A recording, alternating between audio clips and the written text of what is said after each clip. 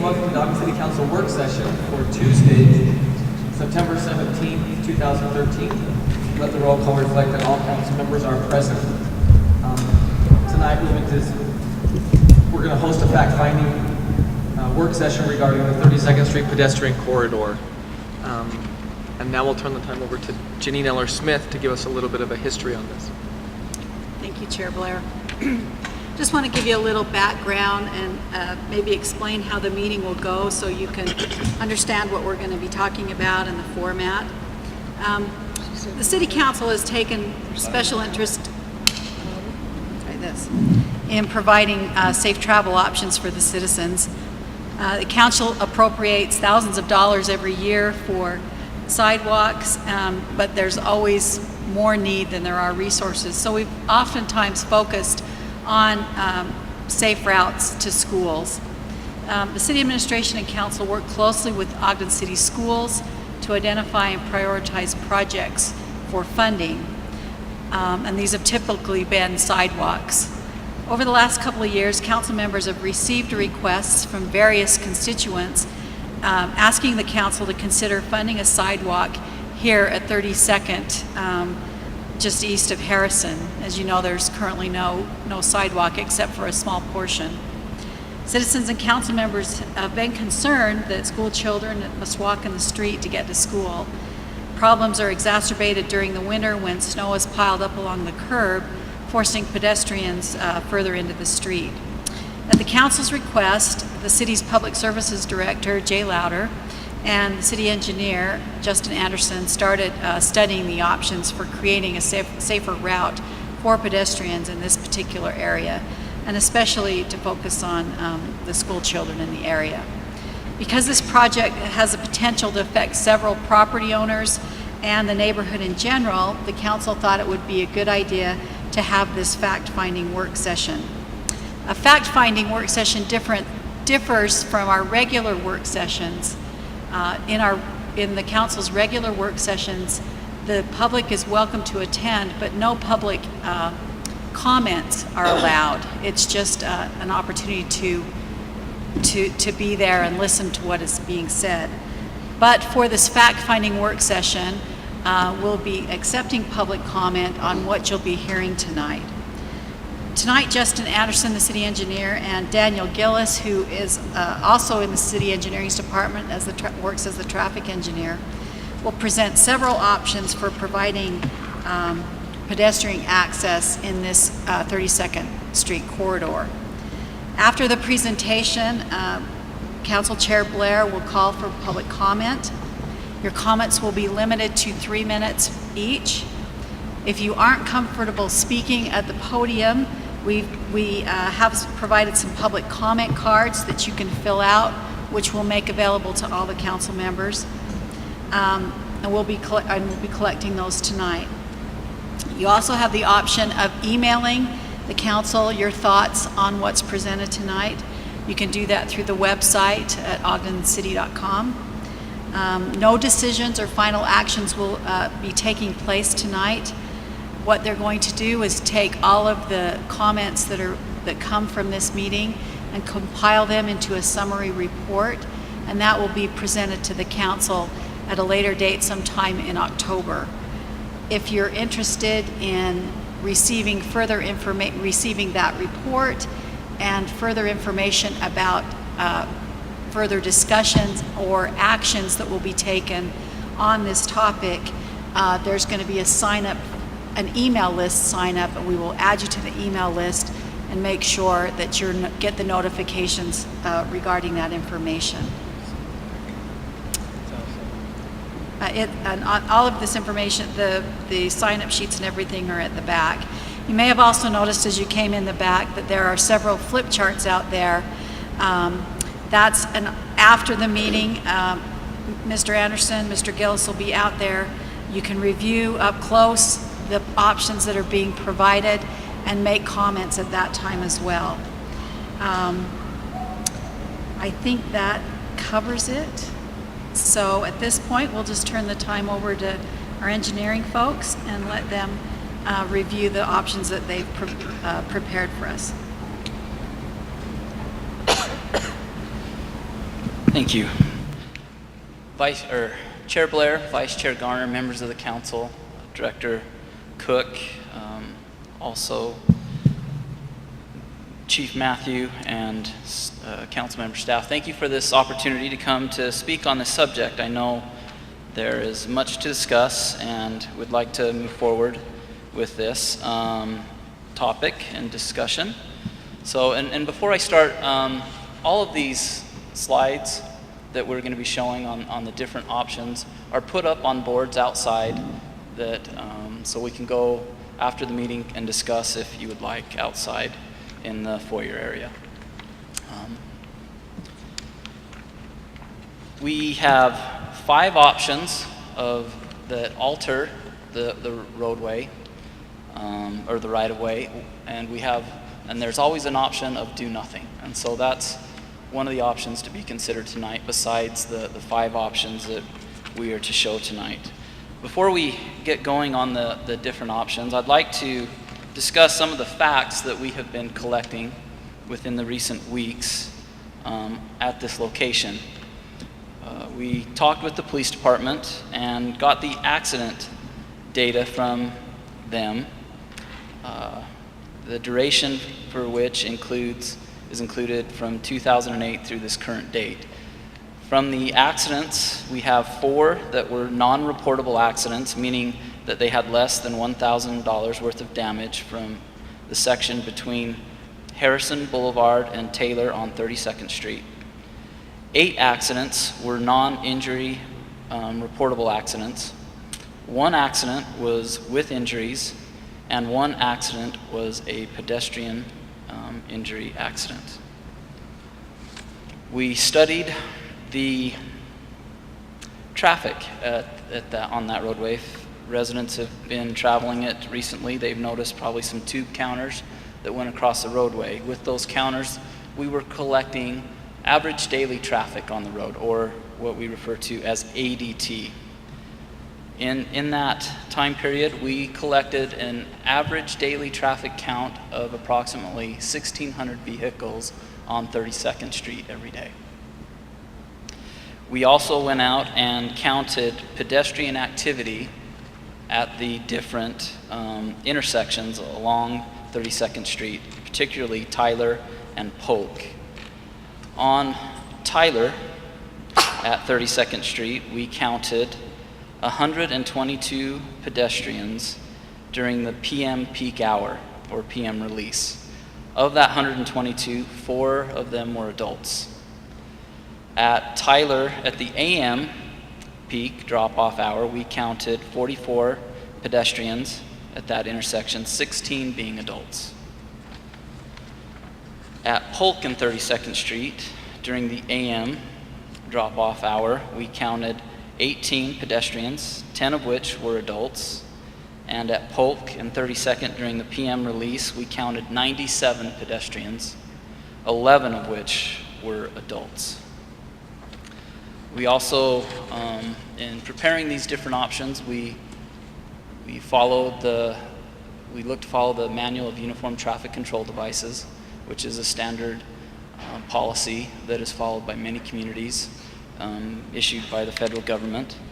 And we also look to take into account engineering judgment as well in putting these together. So I know Daniel Gillies, the traffic engineer, has done a lot of work in putting this together. So I'm going to turn the time over to him to discuss the different options and review them with you. And still remember that one of the options is still a do-nothing option to be considered. Thank you, Justin. First option is the one before you, is the roadway narrowing option. Before I begin, I'd just like to say it's always great to have your boss tell you, hey, we have an issue, and you are free to open Pandora's box of ideas and go at it. So some are more creative, and some are more standard that you'd more likely see around the city. The first option before you is the roadway narrowing option.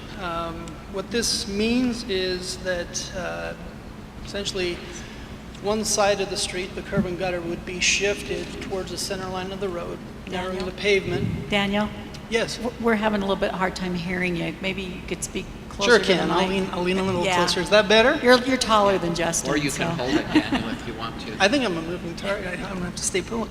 Stay put. No, it's all good. Use your loud voice. So yes, to move the sidewalk in closer to the center line of the street, overall, reducing the overall pavement width. And what that does is that frees up additional park strip area, which is park strip being the space behind the back of curb to private property, sufficient for installation of sidewalk or some other pedestrian type corridor. The good, and there's good and bad with each of these options, is this has a minimal impact to park strip infrastructure, so that would be existing infrastructure in the park strip. In addition, pedestrians and other users are separate from the traffic. Narrowing the roadway would have a positive effect on the 85th percentile speed. For those that don't know, 85th percentile speed is what is considered the average motorist speed. So first user on the roadway, the things that they see, the cues that tell them what they should be traveling, barring a speed limit sign, that's the speed that they're inclined to drive. And lastly, for pros, that there would be no additional right-of-way needed, no property acquisition. The negatives to roadway narrowing, it has a high probability of requiring what's called overhead driveway installs. And this is something that's probably not common in this area. However, if you're in the east central area of the city, like Madison or Jackson, overhead drives are essentially driveways that bridge over the curb and gutter, allowing storm drainage to travel beneath them, and they create some maintenance burdens. Another con is the rather large footprint. We are consuming a substantial amount of roadway, and in taking that footprint, this does have a high likelihood of eliminating on-street parking. Lastly, relocating the curb and gutter in this roadway narrowing option could also create some drainage-related issues that would require a good deal of study, and I'm sure there's ways to resolve them, but it will create those challenges.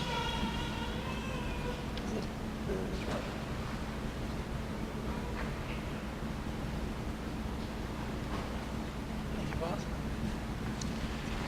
Okay, the next option is the concrete median option. And this is what I would deem the more industrial type. It's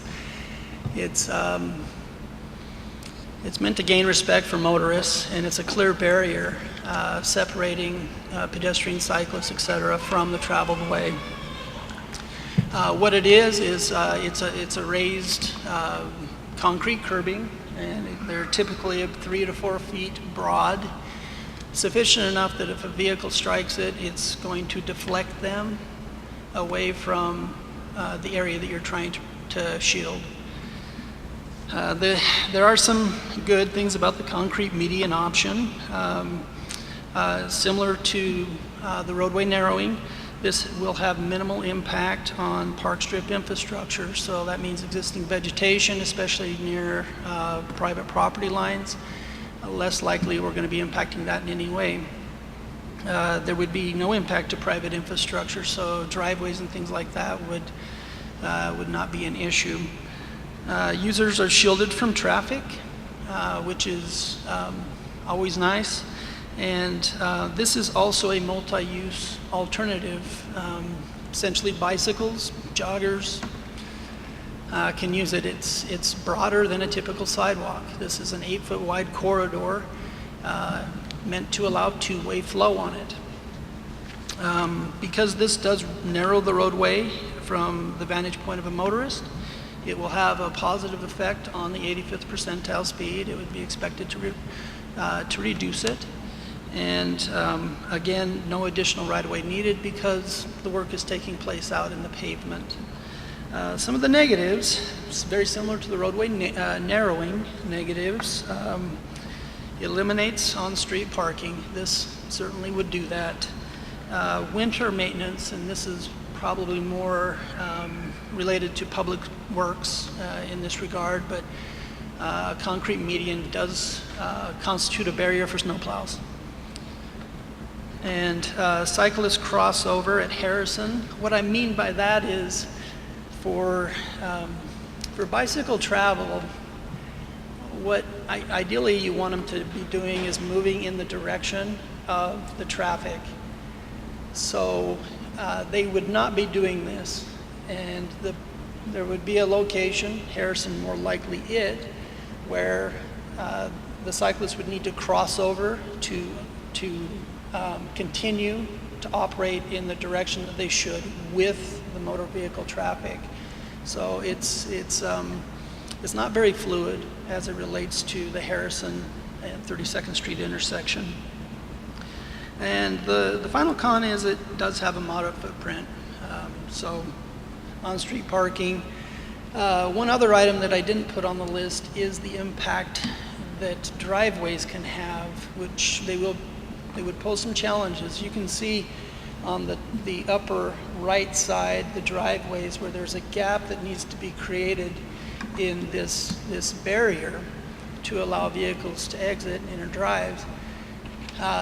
If they're singular and they're spaced broadly, it's generally not going to be an issue. But if you have a row or an overly broad or shared driveway, the gap could be sufficient that a motorist may not be able to interpret where exactly they should be. So we need to augment something like that with striping or perhaps signage, things of that nature.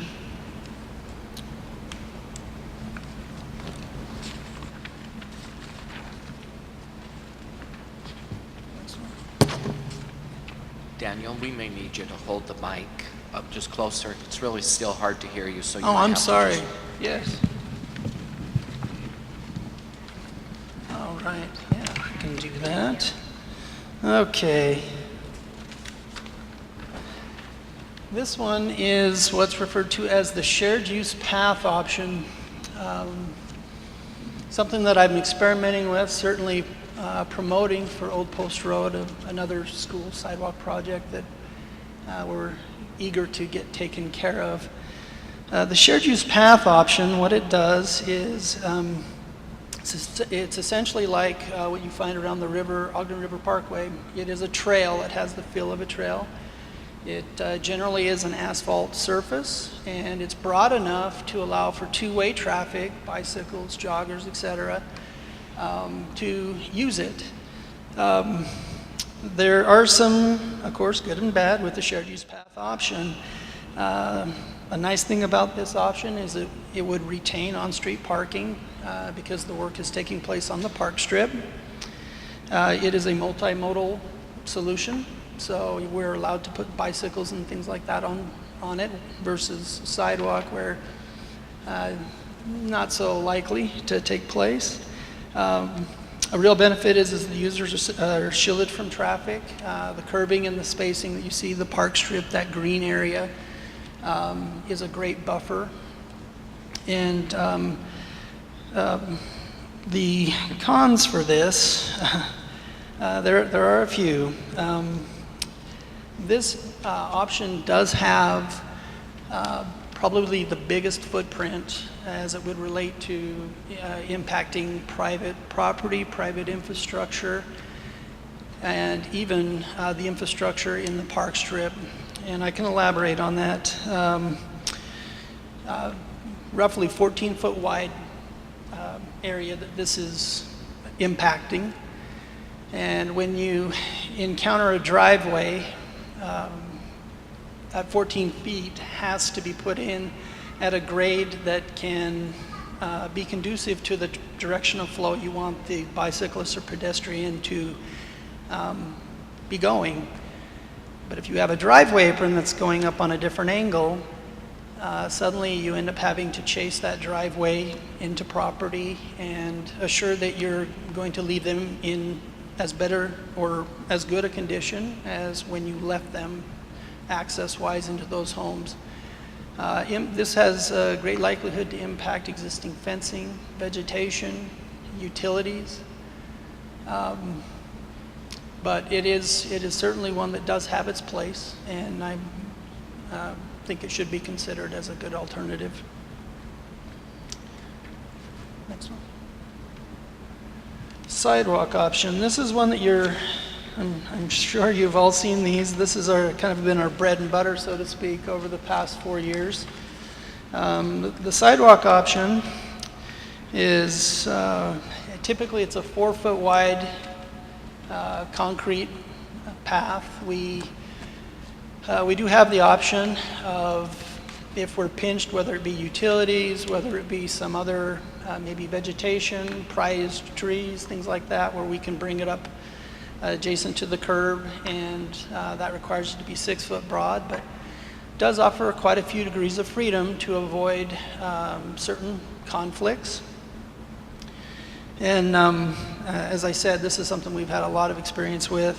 The good thing with the sidewalk option is it retains the on-street parking. Cyclists are more than likely going to be taking place out on the shoulder of the roadway. So we'd be looking at potentially some striping, maybe some signage. But ideally, we'd want pedestrians using the sidewalk and cyclists using the roadway. This has the smallest footprint overall as far as impact.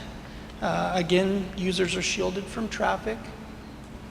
No additional right-of-way needed. That should probably have an asterisk on it because there are always some challenges depending upon grade, terrain.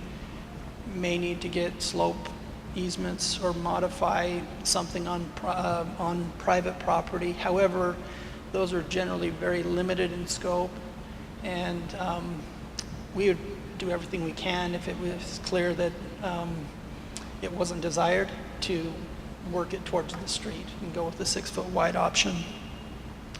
And the other nice thing about this is it allows designing to avoid overhead installs, overhead driveway installs, which can be very expensive.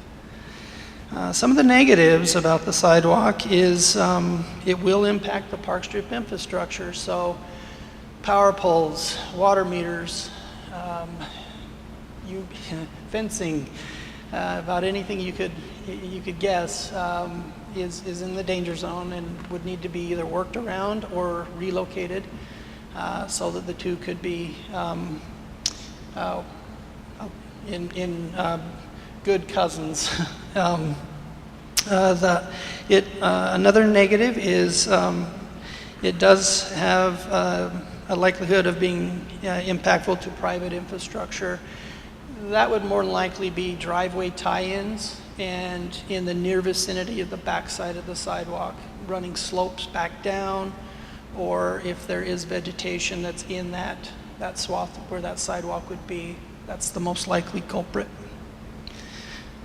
Already covered the moderate utility impacts, and this will not influence the 85th percentile speed because we are not reducing the width of the roadway. Final option. The landscape median option is really, it's kin to the concrete median option. The only difference is this is a softer separation between the pedestrian corridor and the roadway. The idea being is that you would be installing a vegetative buffer in that 4 or 5 foot wide slot that would separate the two. And you would have the two-way bicycling, jogger, pedestrian activity taking place in that slot along the whole street. It basically has the same kind of issues that the concrete median does pose. The pros, of course, it doesn't impact park strip infrastructure. It won't impact private infrastructure. It's a multi-use alternative. We avoid a lot of utilities in doing this option. 85th percentile speed has a high potential of being affected positively, and no additional right-of-way needed. Negatives, and this is a huge one again, is the on-street parking. We would be looking at eliminating parking on both sides of the street to allow for vehicular traffic. This does have a high maintenance burden, watering, the snow removal, certainly a challenge. And we covered the cycling crossover at Harrison, and this also has a similar footprint as the concrete median. And that's pretty much it as far as the alternatives go. I look forward to, if you want more specifics, I can certainly cover them out in the forum when we're Daniel, included here. I just wanted to ask you a question.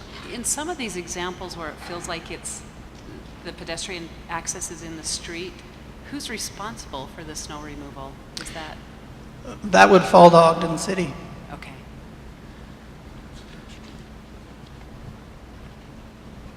Any other questions? And Daniel, I think it's good to point out that for example, the sidewalk option is just the north side of the street. Is that correct? No, I probably should have made this pretty clear. I was just trying to mix it up.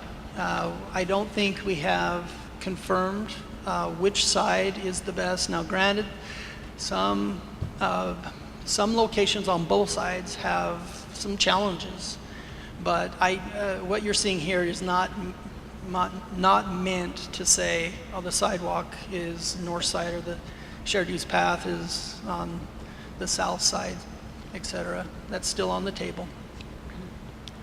Daniel, when you did the pedestrian counts, did you happen to do any on-street parking counts along with that? It would just be observation, and yes, for anyone who was walking their children, I was the weird guy in the blue car that sat there for a couple of hours each day. So thank you for not calling the police on me. Just observations that I've had. On-street parking is not very common on that roadway, with the exception of west of Tyler for the school activity. There's a lot of parent pickup drop-off taking place for the junior high in that area. So as we look at the alternatives that we've got here, it seems that maybe parking on the street would be compromised in some way. Would that be a true assessment of that? That is correct. Okay, boss. One thing I think it would be important to note is, even though on an average day there may or may not be parking there, there are certain events like holidays or other things that might be taking place to where parking may or may not be needed, and so that should be considered in the decision as well. So Thanksgiving, typically you don't have, they may not park, an individual may not park out there, but if they have an event and they have visitors over, or party, that would be an exception. If we remove on-street parking, that would be very limiting to what, how many people they could have over or where they parked at. I know on Saturdays there's quite a group that plays soccer there, and that parking's required down 32nd Street on both sides. This would affect that, right? Yes. I mean, if it was removed, it would. Yeah.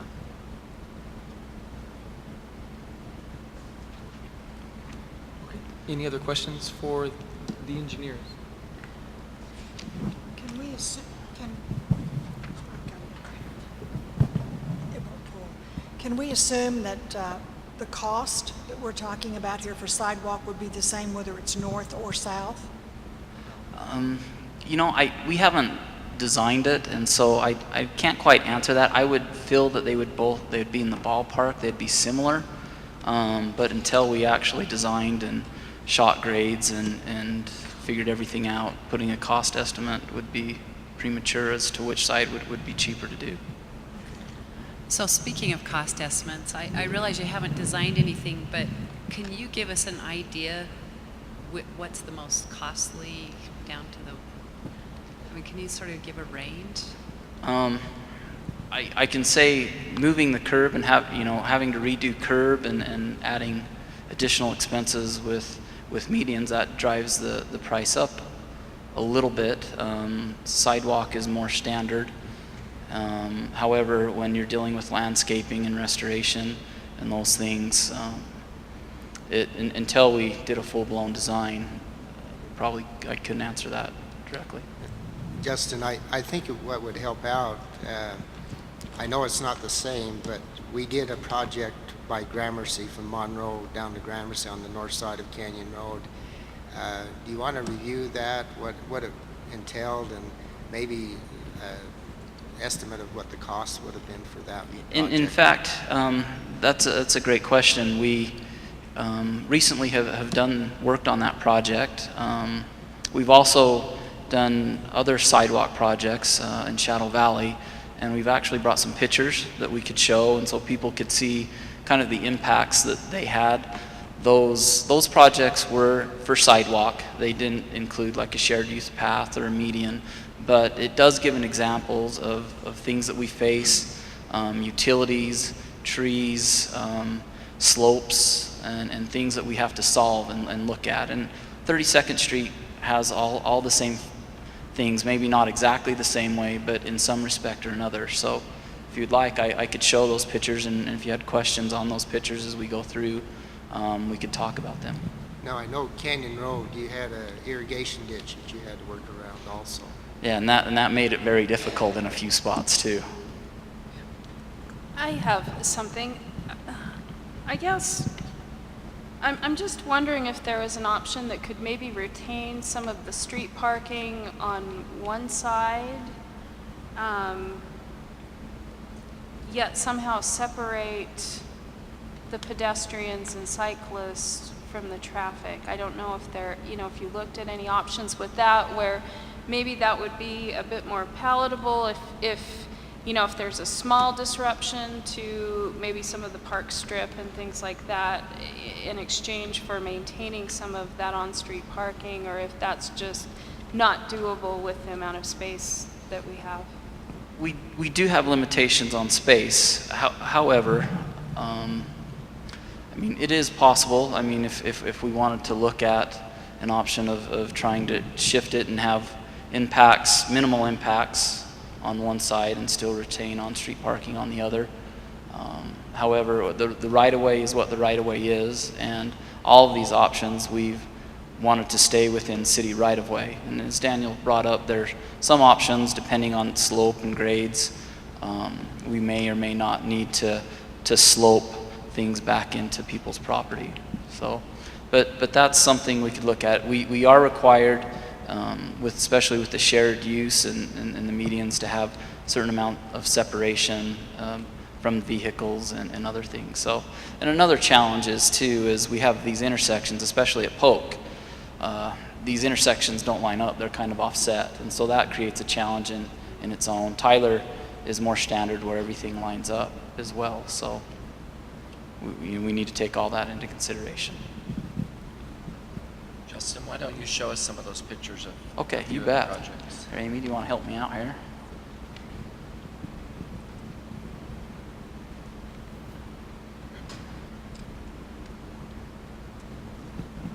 All right, thank you, Amy.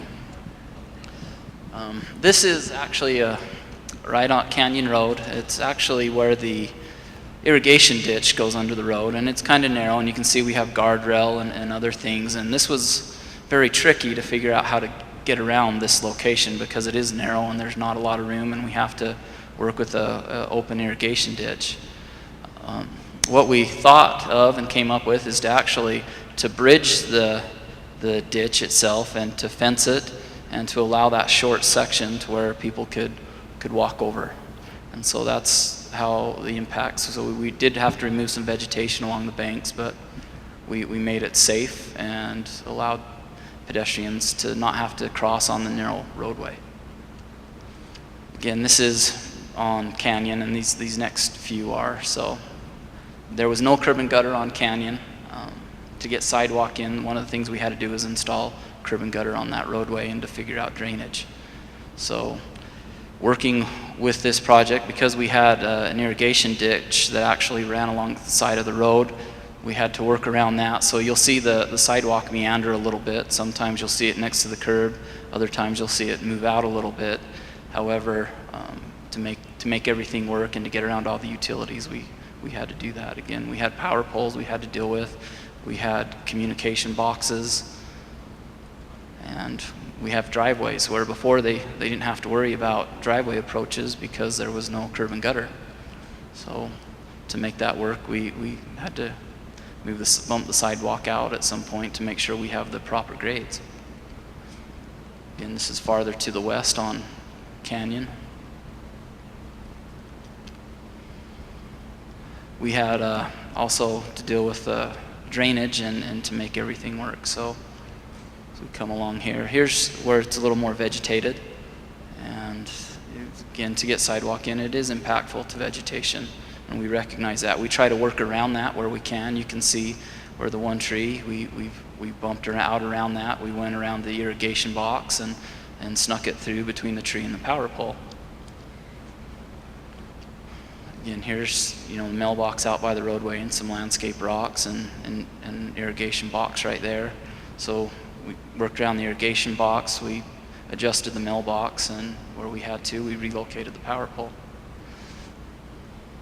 So that's also on Canyon Road before we go to the next project. And option 2 is where residents wanted trees out in their median, where we created a median between the curb and the sidewalk. We worked with the urban forester to get some trees. We provided trees to be planted in those areas. So again, the landscaping through here was not done as of yet. So that's why it looks brown and there's no grass.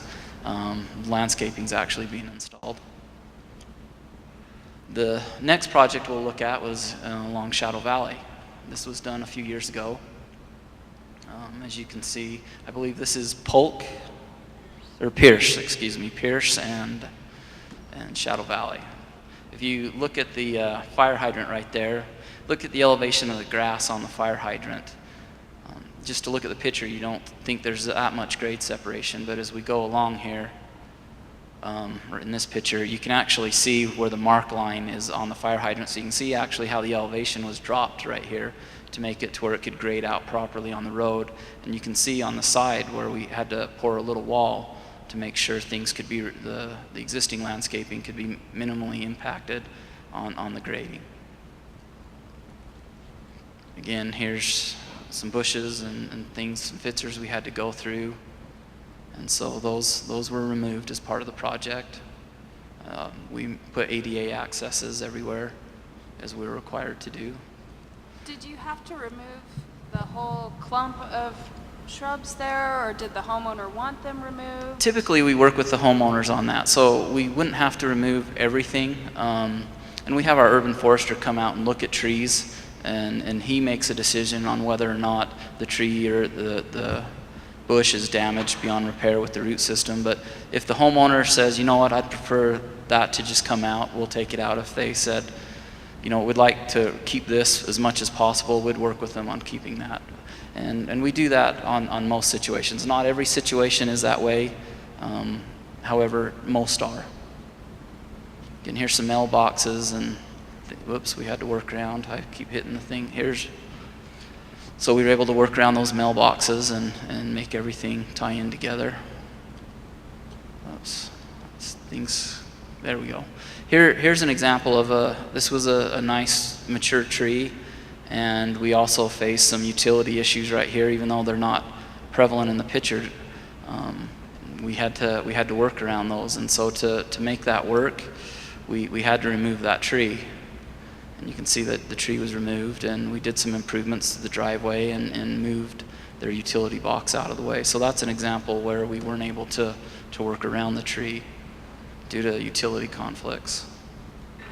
Again, here's another example where they have some wonderful landscaping that's come out in the right of way, and everything looks nice, but to get sidewalk through it's difficult. So this was some of the compromise that we did. Now, in the picture before, they had some roses and some other things, and we'll work with them if residents want to keep those bushes and salvage them. We'll work with them on salvaging them. So I think that's the last picture we have on those sidewalk projects. So any questions with anything that we've done? And again, these aren't exactly everything sidewalk wise and that we do everywhere, or it would be everything would apply to this project. However, some of the same type of processes of dealing with grade separation or dealing with landscaping or trying to maneuver around vegetation could be implemented. Do we ever eliminate some of the park strips so that there's minimal impact to the existing landscaping, where you have instances where there hasn't been a sidewalk there and people do have a lot of established landscaping, pretty close up to the road? Is there a requirement for a specific width for the park strip, or is that something where we have some room to work with where you could decrease that or eliminate it in some cases? There is an option. Planning typically requires 4 feet of park strip. However, there's instances where sidewalk can be installed right next to the back of the curb.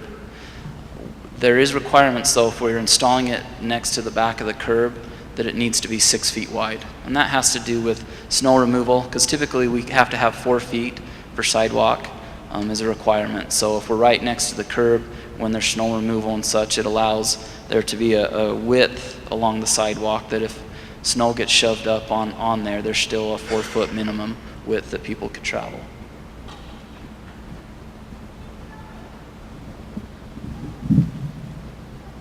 Okay. Thanks, Justin and Thank Daniel, you. for presenting those options. Now we'll accept public comment.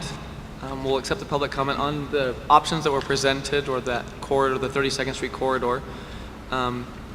Everyone will be given 3 minutes. Please state your name and address for the record, and please try and speak into the microphone. Time is yours. Wow.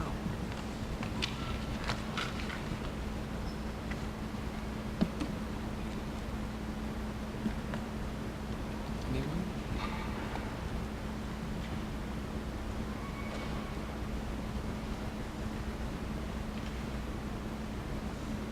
Hi, I'm Stacy. I live at 3186 Harrison. So I just have a couple of questions. I don't know whether to ask you guys. Is it going to start from Harrison? Is it going to start from Harrison to Tyler? Or where is it going to start at on 32nd? And then the snow removal, if you guys do one of the options, excuse me, one of the options that has the impact on snow removal, how is that going to affect the kids walking to school? So, Stacy, we'll gather a list of questions, and then we'll have the engineers address all of them at the end. But thank you. Thank you. Thank you. Was that all? Sorry, I didn't mean to cut you off. Was that okay?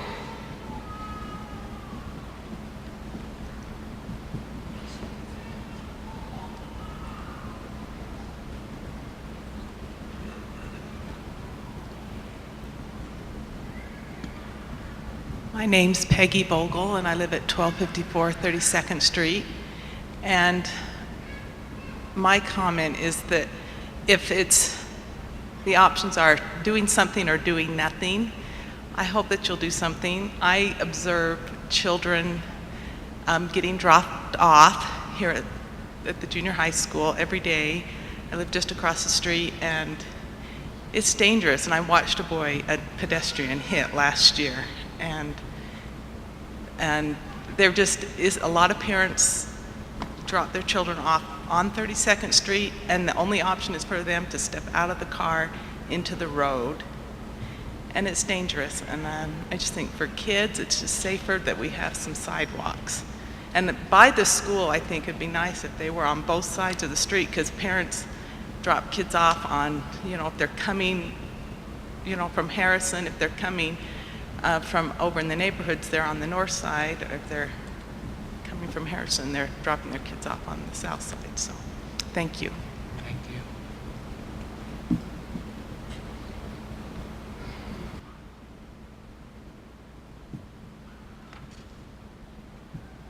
My name's Jane Fowers, and I've lived in the area for over 30 years. So I've raised my children in the area, and now I'm going up and down that street with my grandchildren, and it's so exciting for me to think that there's actually considering a sidewalk on that very, very busy street. I'm up and down that street almost every day. Ogden is pushing for a better environment, and I think it's exciting to think that parents will be more inclined to let their children walk to school instead of driving them. That's a plus as far as air pollution is concerned, and safety is such a big concern on that street because it is a very big, busy street. Thank you. Thank you.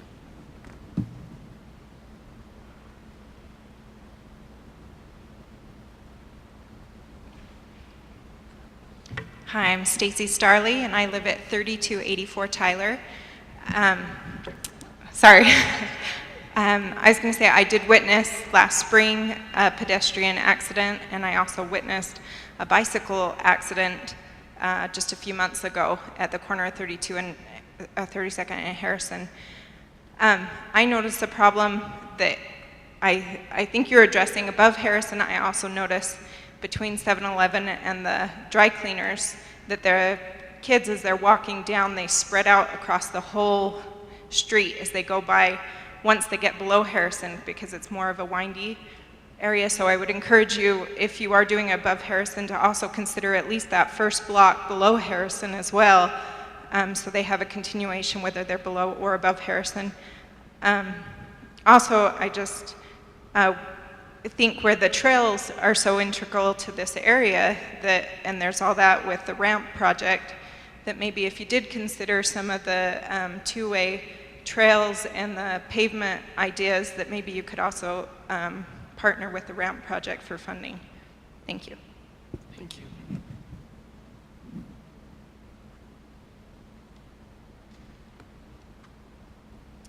Hello, my name is Jennifer Wernstold, and if you need it spelled, I can spell it for you later. Is it not loud enough? Oh, it's okay. I tend to have a very loud voice, so I didn't want to yell at you. I live on the corner of 32nd and Tyler.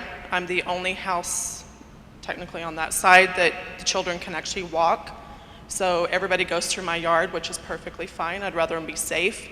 But being on that corner with no vegetation, other than my island, I also get all the snow. So you guys may want to keep that in mind. And y'all were sitting in front of my house when you were doing it. I remember you. Another thing is that I would also like for you to consider Tyler, because unfortunately, all the elementary kids walk right up there. And all winter long, while I'm getting ready for work, I'm terrified that someone's going to come flying over the hill and hit one of these kindergartners, first graders, because they're little. I know the little girl I stopped for today was like this tall. So just something else to consider, Tyler Avenue. The other thing is that even putting up a sidewalk out here, because of what the other lady said, unless the parents actually make their children safer, it's still going to be a problem, no matter which side we put the sidewalk on. So personally, I think we need a crossing guard. I know they're middle school kids and they should be safer, but I think the beginning of this year, a child was hit, which is why we have the yellow cones sitting in the middle of the street today. So every now and then that gets addressed, every now and then it doesn't. I came from Texas. I actually have lived here in this house since 2001, but we had to move back to Texas for a while. They were adamant about the way that you came in and dropped off your children. So even though I live right here, I'm completely willing in the winter to drive my child completely around to the front entrance and come out the back way. It's very inconvenient, I'm sure, for parents that are running to work, but we need to do what's best for the kids and anyone else, because if someone hits a child, they're devastated.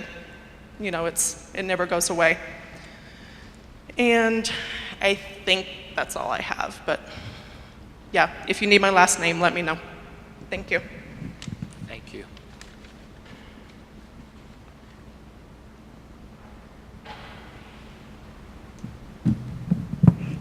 Hi, I'm Crit Ardema, and my wife and I just bought a home here on 32nd Street, 1365. And kind of going back to the option of do nothing, I certainly hope that that is not a consideration.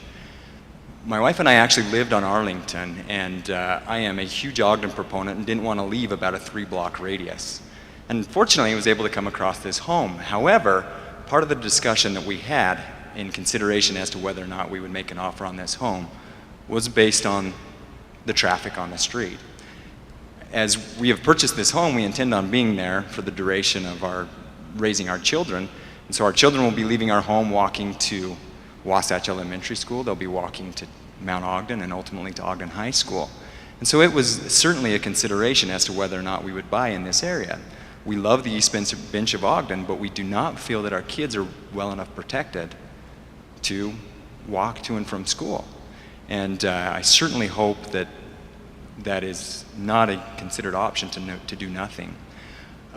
We live on the south side of the street, and we, quite frankly, would love to have a sidewalk. In part, it's selfish reasons, but also we feel like that's the most protected option for our children, as well as the continuation up from the kids leaving Mount Ogden to go up to Mount Ogden Park for soccer practice, for football practice, whatever the case may be. So not only the consideration of walking to and from school, but I think there's a tremendous amount of foot traffic from the school up to the park, golf course, and whatnot. So we are willing to offer our yard, that's for sure. Thanks.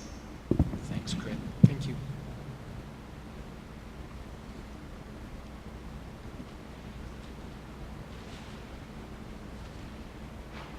My name is Neil Warrens-Jold. I'm her father-in-law. I live at 1321 32nd Street. We have a driveway where the water has to pass under our driveway. We have really high curbs right there. My wife also has a daycare at our house, a home daycare. So we use the street temporarily when people are dropping off. Sometimes they can pull into the driveway, or they can park out front if too many of the parents show up at one time. If you use the medium options, that would really mess that up for us. Another problem we have is when we get deliveries to our house, none of the delivery trucks can pull into our driveway because we have such a steep incline.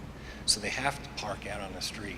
So if you narrow the street, that's going to mean while they're making those deliveries, we're going to be blocking traffic lanes. So I just wanted you to take into consideration those things. I am totally against the medium options, both of them. I will work with the engineers for any vegetation issues or whatever without any problems. So, thank you. Thank you. Thank you.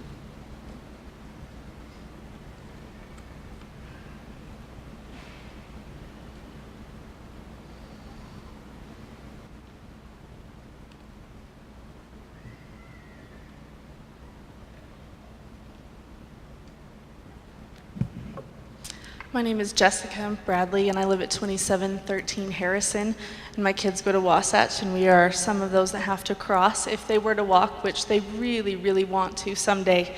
And I told them maybe when they're in junior high. So I kind of feel I'm kind of more pro to the sidewalk. I don't like the concrete median idea or the landscaping idea necessarily. I kind of see that as a snow removal problem. On the flip side, if you have a sidewalk, then half the residents don't shovel their sidewalks. So I'm kind of torn, and I don't know if this shared use path option might be the best of both worlds, because then you don't have that concrete thing there, but again, I guess your big snow plows won't go over that as well. I would just like to say that I think in this consideration that Tyler is that very dangerous street where it has the incline, and like the other person said, that I would hope would also receive some consideration, because that has no sidewalks and it is that very steep incline during the winter time. So I really don't know what's the best of all of these options, if there's kind of a happy medium of picking a sidewalk, and I don't know. But I'm kind of more for the sidewalk, I think, at this point. Thank you.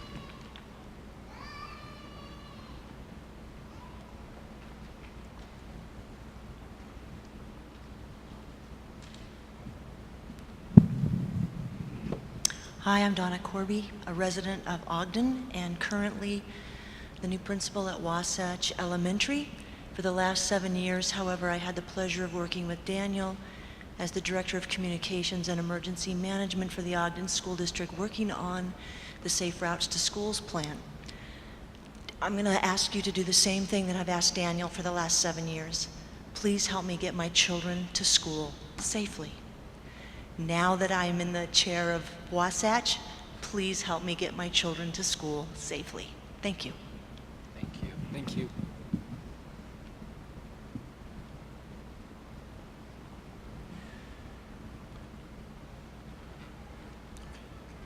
Any other comment?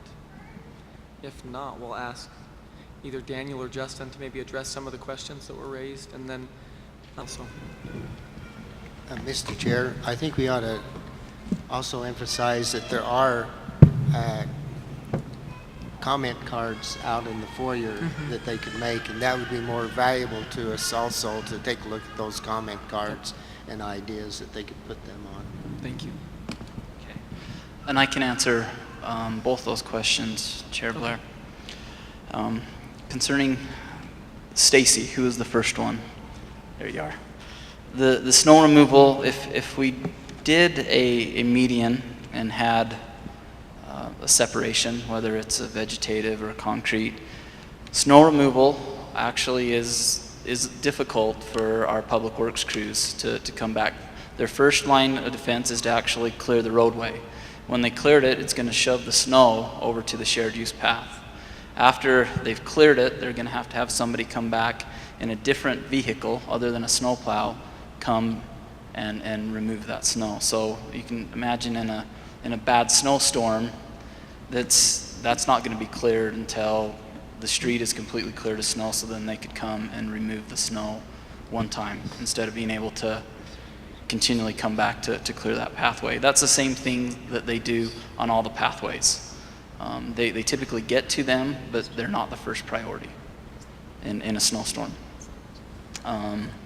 And it's also, those other type of vehicles are a little bit difficult to get sand and salt on the shared youth pathways as well. The salters are set up on the bigger vehicles. Concerning where would the project start, that's one of the questions why we're here tonight, is to determine what exactly we should do and what are the recommendations. And so we appreciate everybody who has got up here in front of the mic and shared their recommendations, and to let us know what it is that the citizens of Ogden would like. So we have discussed this internally. Me and Daniel and Jay Louder have talked about this for quite a while on where it should go and the best options.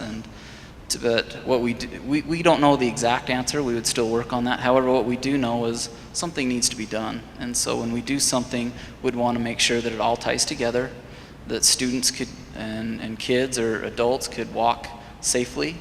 Also, to address some of the traffic concerns. One of the traffic concerns that hasn't been brought up is due to the amount of traffic, why is this roadway a 35-mile-an-hour roadway?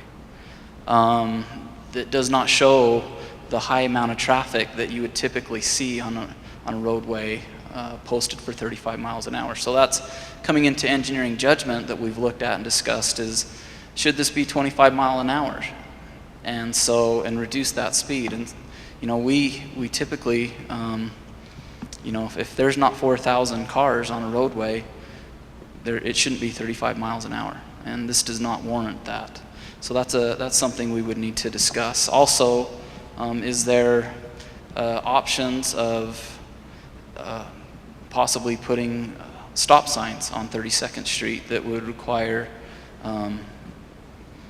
people to stop, and so it would allow kids to get back and forth where it's stop controlled. I mean, that's an option as well. So those are some things that we've thought about. However, we haven't made any decisions. This is just some things that we've done in brainstorming in the area.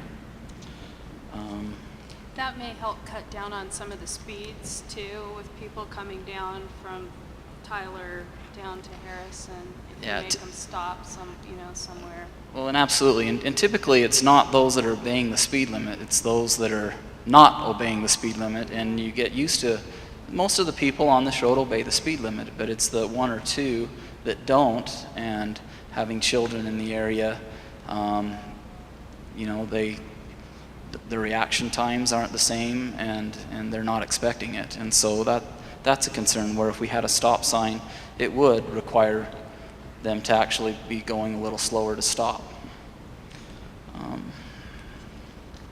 Justin, do we have signs on the street that indicate that they need to slow down when they're approaching the schools in the area?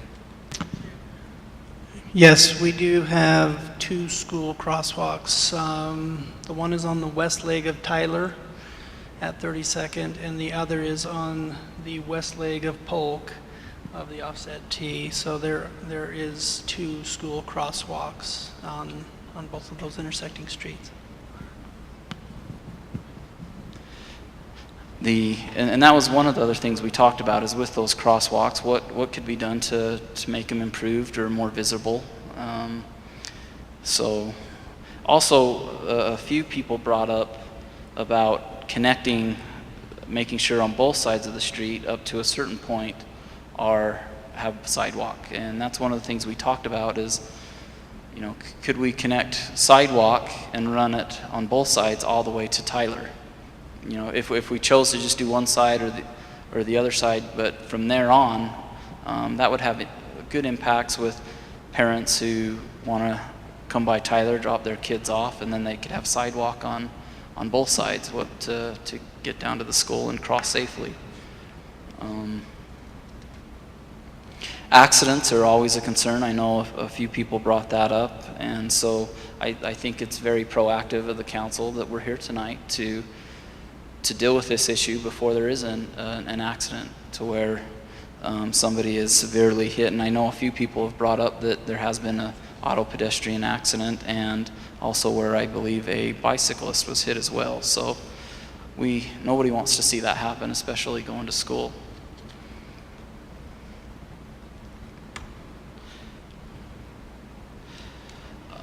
My personal opinion as the city engineer is, you know, we're here to take in recommendations to make the best decision. We typically put in sidewalk. That's standard for most areas of the city. There's usually very few exceptions of why we would do a shared use path, but there are those exceptions, and but that's what we're good at. That's what we know how to do. Administratively, though, we just want to do what's going to be the best and the safest for the children in the area. It doesn't matter necessarily what that is, but whatever's going to be the least impactful to the residents along the street and those who use the street. The median option, whether it's concrete or otherwise, is going to be very impactful to maintenance. That's one of the downsides that Daniel's presented, and so that becomes difficult to maintain.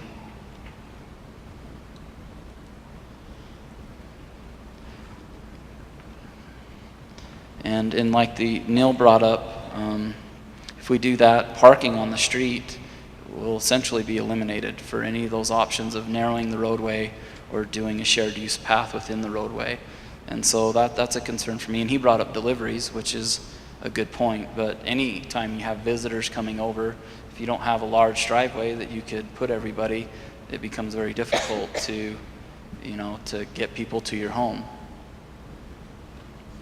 So, and I appreciate what Donna said, and that is, we're here tonight because we're concerned about children and making sure that children can get to school safely. So we're administratively happy to deal with what will ever serve the community best and whatever the community would like to see.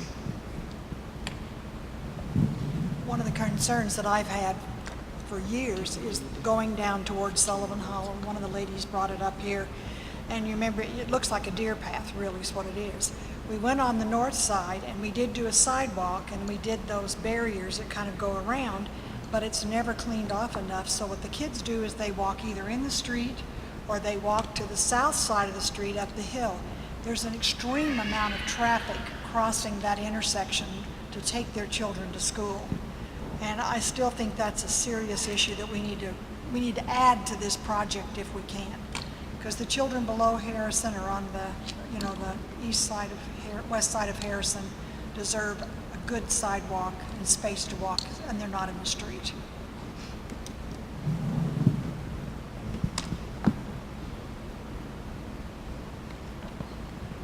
Okay, thank you.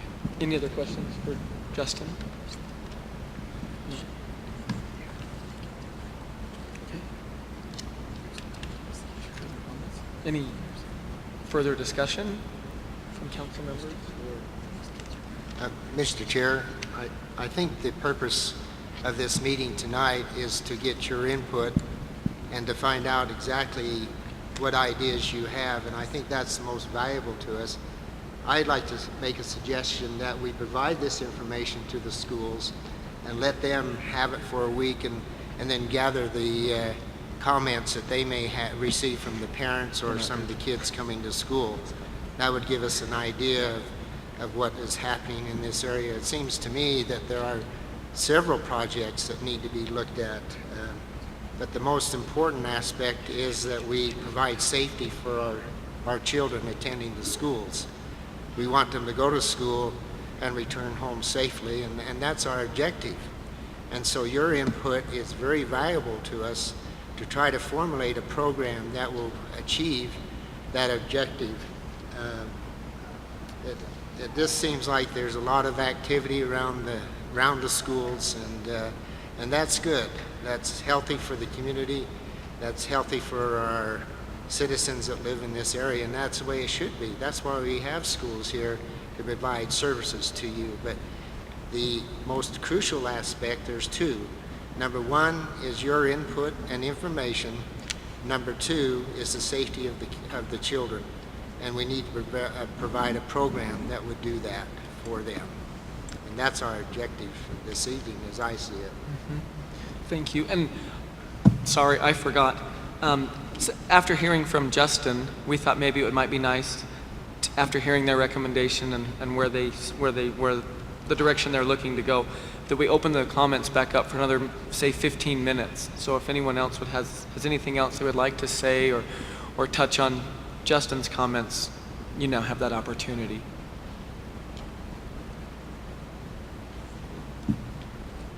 Yeah, I kind of forgot to mention, there's a lot of traffic or walking traffic going up the street to the park all day long. There's people that go up there, people exercising on that street, and they're all jogging, mothers with their strollers and everything.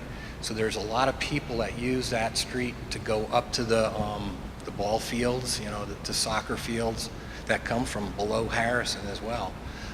So there is a lot of traffic, foot traffic, on 32nd Street all day long. So I think that's something you need to consider as well. This isn't just for school children. This is for a lot of the residents and people that are coming from down below Harrison. Thank you. Thank you.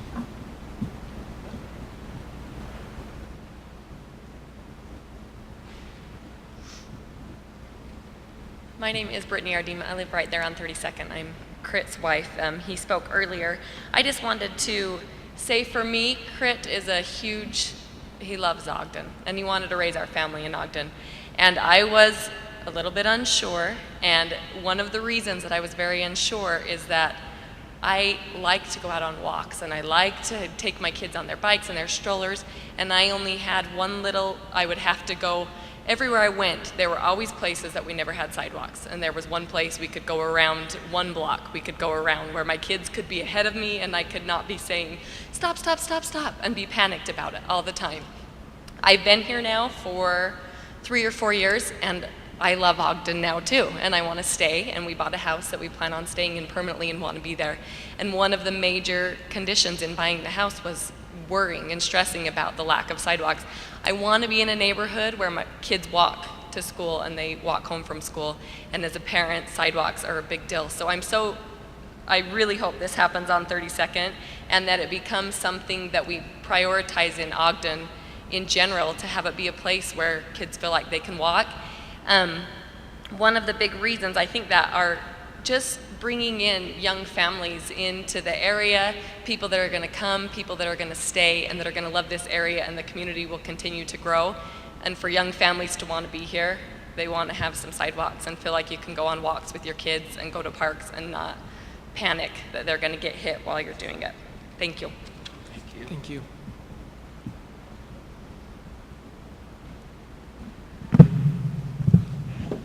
Hi there. Whoa. My name is Casey Wilkins. I live on 31st Street.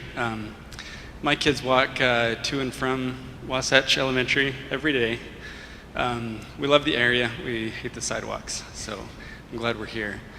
The only comment that I wanted to add was adding sidewalks on 32nd Street is a fantastic idea. As my kids leave 31st Street and they hit Tyler and they head south to 32nd, there's sidewalks on both sides of the road on Tyler, but they both end short of 32nd Street. The sidewalks are really weird here. Sometimes they'll just end right in front of a house. As we're talking about sidewalks, if we could just continue those sidewalks on Tyler, just down to 32nd. It's not very far, but I think that would be very good to consider as well. So we could have a continuous path all the way up to the school. Thank you.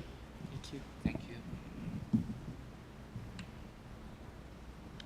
Sorry, I'm Stacy Starley. I talked to you a minute ago. I was just going to address that about the Tyler extension.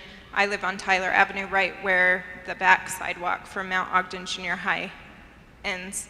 There's quite a bit of traffic that spills out there because they're avoiding 32nd Street and also the elementary school going back and forth. And I actually researched and talked to my neighbors. Everyone on the east side of the street is on board of putting a sidewalk on Tyler. In fact, John Mayer lives on the corner and he's the controller for the city that actually handles the sidewalks. And I talked to him previously about the program where it's 50%. If the resident will put towards 50% of the cost, the city would meet them 50%. Unfortunately, that program only goes towards refurbishing existing sidewalks. So all of us that have homes without an existing sidewalk, we're out of that 50%. Although all of the residents on the east side of Tyler, right there between Mitchell and Boughton, had agreed that we would be willing to do that 50%. If that would go into consideration, you could open that up. That's also an option. Thank you. Thank you.